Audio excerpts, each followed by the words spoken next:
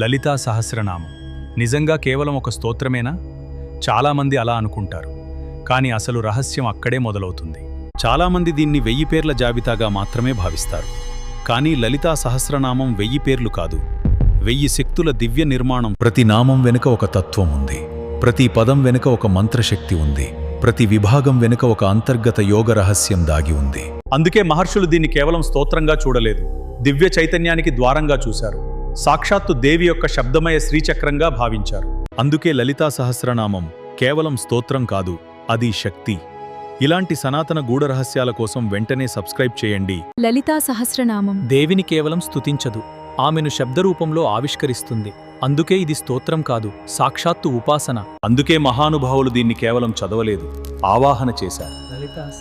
ప్రార్థన కాదు, సజీవ దైవ సాన్నిధ్యానికి ఆహ్వానం. దీనిని జపించేది మనమే అనుకుంటాం, కానీ అసలు మారేది కూడా మనమే.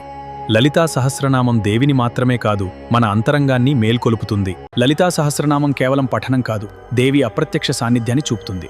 తెలుసుకున్నారంటే వెడ్లెన్ సబ్స్క్రైబ్ చేసి కామెంట్స్లో జై సనాతన ధర్మ రాయండి.